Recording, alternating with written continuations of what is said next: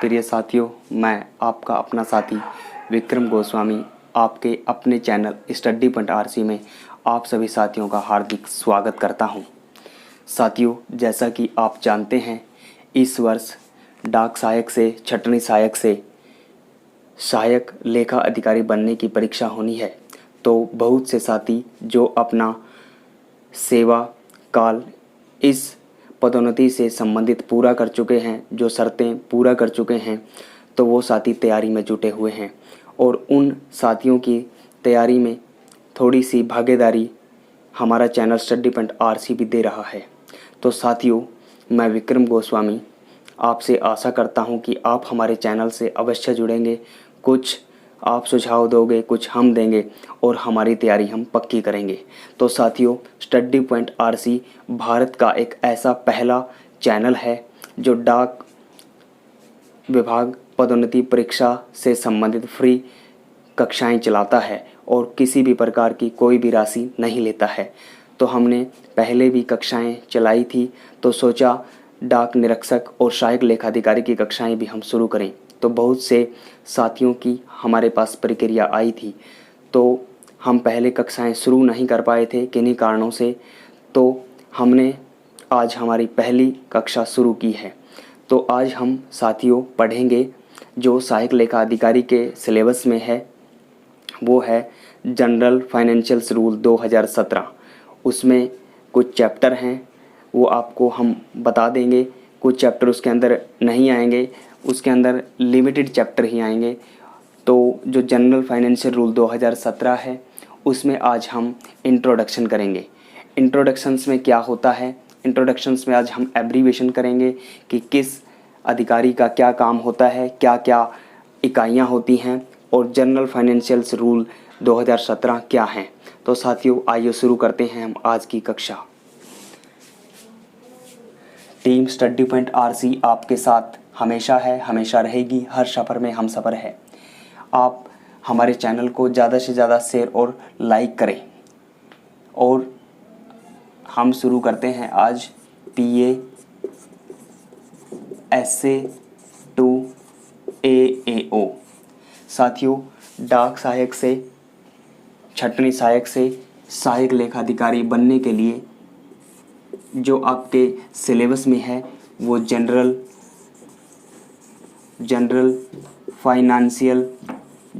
Financials rule 2017 भी है। साथियों, आपको बता दूं, जनरल फाइनेंशियल रूल 2017 में बहुत से चैप्टर हैं और उन चैप्टर में कुछ ही आपके परीक्षा में पूछे जाएंगे।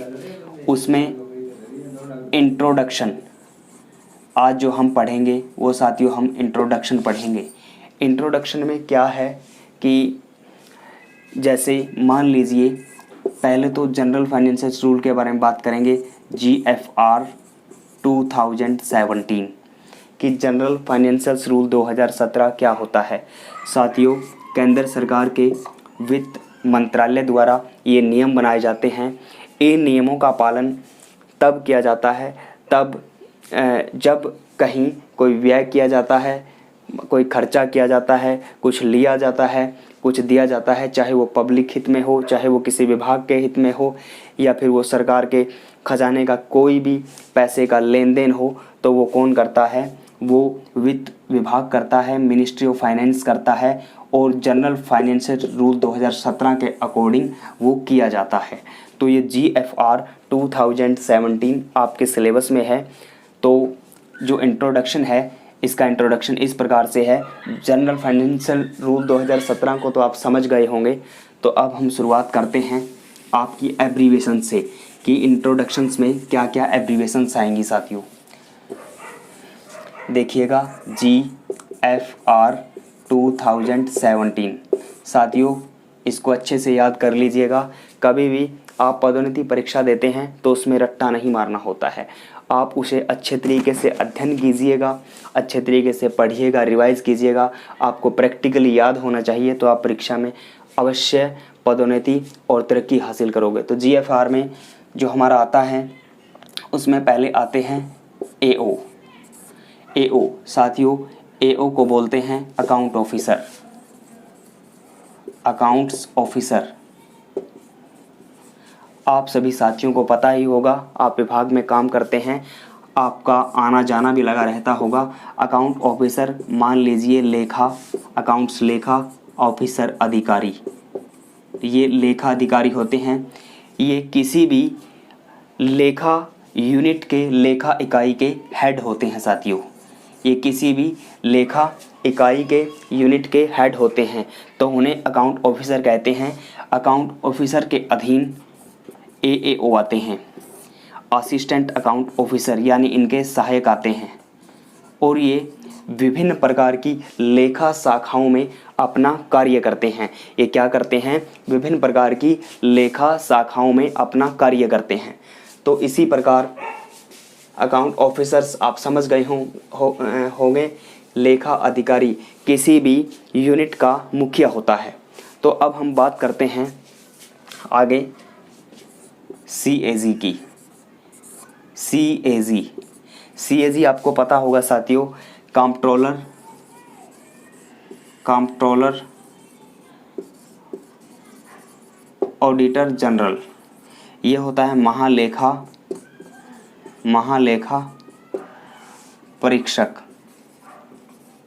साथियों, इसका क्या काम होता है? भारत में जितने भी विभाग हैं, मंत्रालय हैं, ये सभी का साथियों ऑडिट करता है। सब व्यय, खर्चे, लेना देना, ये जितना भी विड्रॉल है, जितना भी डिस्ट्रीब्यूशंस है, कि कितना खर्चा किस विभाग ने किया, कोई खर्चा गलत तो नहीं किया, तो सारे विभागों में ये CAG देखता है, controller auditor general of India. बहुत ही अच्छा विभाग है। तो आगे हम बात करेंगे साथियों गवर्नमेंट की। गवर्नमेंट आपको पता ही होगा, गवर्नमेंट का मतलब होता है सरकार। साथियों, सरकार देखिएगा, सरकार ही विभागों का गठन करती है। गवर्नमेंट, सरकार किससे बनती है? सरकार पब्लिक से बनती है। पब्लिक सरकार बनाती है, यानी एक वोट बैंक होता है। वोट अगर हम किसी एक, जो मतलब व्यक्तिगत कोई भी व्यक्ति हो सकता है, वो अगर अपना हित रखता है और पब्लिक उसे चुनती है, वोटर उसे चुनते हैं, तो वो सरकार में आता है। और बहुत से लोग मिलकर सरकार बनाते हैं। तो सरकार में बहुत से विभाग हैं। सरकार का जो काम है वो विभिन्न विभागों को, चाहे वो कोई भी विभाग है, उनके हेड लगाना, उनमें कार्य प्रणाली को देखना, और भी बहुत से कार्य सरकार के अधीन आते हैं। चाहे उसमें जनता के कार्य हों, चाहे विभागों के कार्य हों, या फिर अंतर्देशीय कोई भी कार्य हो, वो सरकार देखती है। साथियों, आगे आता है कंटीजेंसी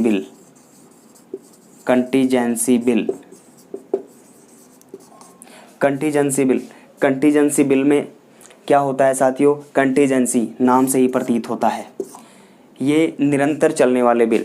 जैसे जब काम किया तभी पैसा मिलता है। आपको पता होगा पोस्ट ऑफिसेज डिपार्टमेंट में साथियों स्वीपर्स लगे होते हैं, चौकीदार लगे होते हैं। साथियों, ये सभी कंटीजेंसी पेड होते हैं, यानी ये जब तक काम करते हैं इनको तभी तक ही पैसा मिलता है। और इनका जो निकासी है पैसे की, वो कंसर्न्ड हेड यूनिट द्वारा की जाती है। जो किसी ऑफिस का जो इंचार्ज होता है वो कंटीजेंसी पर इनको रखता है।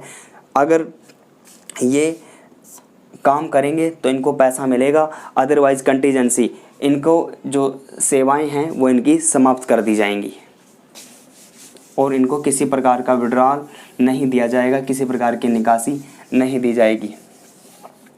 आगे आता है पब्लिक फंड्स साथियों, पब्लिक समझते होंगे जनता फंड्स निधि, जनता निधि। साथियों, जनता के होती है, उस पर जो व्यय किया जाता है, जो खर्चे किए जाते हैं, जो जनता से लिया दिया जाता है, वो जनता फंड में आता है। और GFR 2017 में पब्लिक फंड्स के बारे में बहुत कुछ बताया गया है, जो हम आपको GFR के जो सिलेबस है उसमें आपको पढ़ाएंगे। पब्लिक फंड्स, जनता निधि, किसी भी प्रकार के व्यय, किसी भी प्रकार की खरीदारी, किसी भी प्रकार के भत्ते और किसी भी प्रकार का एग्जेम्पशन छूट वो पब्लिक फंड में आती है कि क्या खर्च करना है, क्या देना है, क्या लेना है, क्या छोड़ना है। तो इसी के अंदर जो आपका आता है वो आता है AO। AO होता है साथियों audit officer. AO audit officer होता है। ये भी एक परीक्षक अधिकारी होता है साथियों। ये भी एक परीक्षक अधिकारी होता है। ये किसी भी विभाग का साथियों हेड ऑफ यूनिट होता है और ये देखता है कि कहाँ कितने खर्चे किसने किए हैं, कितना व्यय हुआ है, कितना पैसा आया है, कितना गया है। तो सारी जानकारी ऑडिट ऑफिसर रखते हैं। अगर किसी प्रकार का गलत राशि, केंद्र सरकार की राशि का दुरुपयोग होता है तो उसका रिकवरी का काम भी ये करते हैं। और अगर ज़्यादा गलत है तो पेनल्टी, पनिशमेंट भी ये इनको पावर है। उसके लिए उच्च अधिकारियों को, हायर अथॉरिटीज़ को, गवर्नमेंट को रिकमेंड कर सकते हैं। साथियों आगे आता है कॉन्स्टिट्यूशन। कॉन्स्टिट्यूशन आप समझते होंगे। कॉन्स्टिट्यूशंस मीन साथियों संविधान। हमारा संविधान है, उसमें क्या क्या जो इकाई बनाई गई हैं, संविधान के अनुरूप वित्त मंत्रालय के जो नियम हैं वो क्या क्या काम करते हैं, संविधान में क्या क्या बताया गया है वित्त मंत्रालय के बारे में। तो हम कॉन्स्टिट्यूशंस और GFR ये भी साथियों इसके अंदर पढ़ेंगे। तो इंट्रोडक्शन में कॉन्स्टिट्यूशंस को भी दिया गया है, वहीं सेंट्रल गवर्नमेंट को भी दिया गया है। सेंट्रल गवर्नमेंट यानी कि केंद्र सरकार। केंद्र सरकार क्या करती है? केंद्र सरकार साथियों, केंद्र सरकार का क्या काम होता है? केंद्र सरकार जो केंद्र के जो विभाग हैं, जो मंत्रालय हैं, जो केंद्र के अधीन जो पब्लिक के भी वर्क हैं या एटसेट्रा कुछ भी हो सकता है, उस पर वही खर्चे आदि का काम केंद्र सरकार और उसके जो अपर सचिव हैं, IAS लेवल के ये अधिकारी होते हैं, वो देखते हैं साथियों। और फिर आगे जो डिस्ट्रीब्यूशंस है, जो फाइनेंशियल्स जो वर्क है, वो आता है स्टेट गवर्नमेंट में। स्टेट गवर्नमेंट्स को कितना पैसा देना है, कितना खर्चा करना है, कितना उनसे लेना है, तो ये सेंट्रल गवर्नमेंट देखता है। और कॉन्स्टिट्यूशंस में GFR के बारे में बताया गया है। तो GFR general financial rule, financial जैसा कि नाम से ही प्रतीत हो रहा है, वित्त मामले साथियों, वित्त मामले फाइनेंशियल्स जो सपोर्ट है, इसके अंदर साथियों एक वित्त वर्ष होता है, फाइनेंशियल ईयर। साथियों फाइनेंशियल ईयर 1 अप्रैल से स्टार्ट होता है और 31 मार्च को ख़त्म होता है।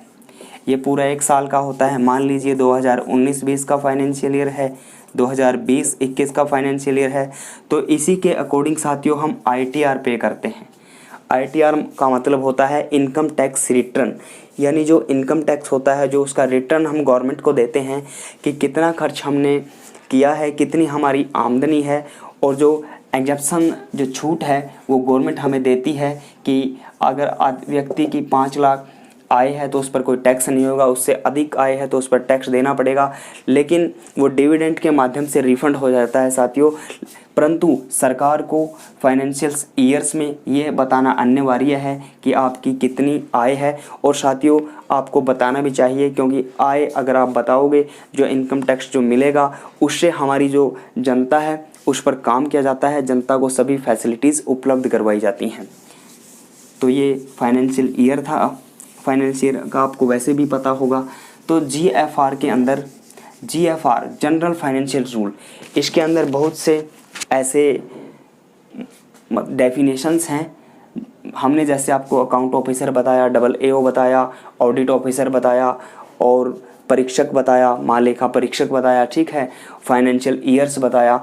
तो बहुत से मैनी इसके अंदर इंट्रोडक्शन के अंदर मैनी एब्रीविएशन है साथियों। आप वर्तमान में नौकरी कर रहे हैं तो आपको पता है, तो आप सभी साथियों को GFR 2017 स्वाम्य पब्लिकेशंस का बुक लेना है। स्वाम्य पब्लिकेशंस और सभी GFR 2017 हम आपको अगली कक्षा में आपको वो चैप्टर बता देंगे कि कौन कौन से चैप्टर आपकी परीक्षा में आएंगे। तो उसमें से आपको वही पढ़ने हैं, फालतू का नहीं पढ़ना है। एब्रीवेशंस में ये देखना है कि किस यूनिट का क्या काम है, कौन सी यूनिट क्या काम करती है। तो साथियों GFR 2017 में टेलीकम्युनिकेशंस ऑडिट भी आता है। टेलीकम्युनिकेशन जो दूर संचार है वो भी हमारे DOP से ही है। जो DOP के AAO हैं वो टेलीकम्युनिकेशन में जाते हैं, आते हैं तो उनका डेप्यूटेटेड हो जाता है। तो इसीलिए आप सभी साथियों को एब्रीवेशन पढ़ना है, इंट्रोडक्शन पढ़ना है। जैसे DOP डिपार्टमेंट ऑफ पोस्ट, ऐसे GFR स्वाम्य पब्लिकेशंस में दिया गया है। नेक्स्ट कक्षा में आपको प्रत्येक चीज़ का हम डेफिनेशन करवाएंगे। आप हमारे वीडियो को देखते रहिएगा और हमारी कक्षाएं अब निरंतर चलेंगी। कई बार कक्षा नहीं हो पाती है तो आप साथी हमारे study.rc चैनल्स पर लाइव में बहुत ज़्यादा कमेंट भेजते हैं। तो साथियों हम भी नौकरी पेशा हैं, टाइम कम मिल पाता है, लेकिन अपने टाइम में से टाइम निकाल करके आप साथियों के लिए हम कक्षा लेकर के आते हैं। तो आज हमारी यह पहली कक्षा थी, आप साथियों को अच्छी लगी होगी। study.rc हमेशा आपके साथ है, तो आप हमसे जुड़े रहिए। आपको भविष्य में ऐसे ही कक्षाएं मिलती रहेंगी और हम पूरी प्रिपरेशन कर रहे हैं। आपको AAO से संबंधित क्विज़ भी करवाएंगे और हम नोट्स भी हमारी यूनिट जो हमारी टीम है वो तैयार कर रही है। धीरे धीरे कुछ सहयोग आप करोगे तो कुछ हम करेंगे। आपको सहायक लेखा अधिकारी की पूरी पक्की तैयारी हम करवा देंगे। इसमें फाइनल GFR 2017 है साथियों। सर्विस रूल भी हैं, इसके अंदर कुछ लॉ भी हैं और भी इसके अंदर बहुत से चैप्टर हैं। मैंने आपको मेरी पहली वीडियो में बताए थे, तो सभी के बारे में मैं आपको पढ़ाऊंगा। कुछ साथियों अगर हमसे पढ़ाने में गलती है, मिस्टेक है, तो आप सुजेशन हमारे कमेंट बॉक्स में आप अवश्य बताइएगा। मैं आपका अपना साथी विक्रम गोस्वामी आपसे अलविदा लेता हूं। जुड़े रहिए study.rc में और आप हमारे चैनल को ज़्यादा से ज़्यादा शेयर और लाइक करें, सब्सक्राइब करें, क्योंकि भारत का, इंडिया का पहला ये वो चैनल है जो सहायक लेखा अधिकारी से संबंधित आपको फ्री कक्षाएं दे रहा है। और आपको हम नोट्स भी अवेलेबल करवाएंगे। पूरा स्टडी मटेरियल तैयार होने लग रहा है।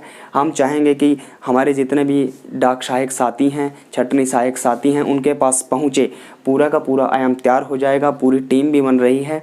तो पहली कक्षा आपको वैसे पसंद आई होगी। तो आप सभी साथी इसको शेयर और लाइक करें ताकि अन्य साथियों को भी यह वीडियो मिल जाए और उनको कुछ ना कुछ जानकारी हो जाए। मिलते हैं अगली वीडियो में। जय हिंद, जय भारत।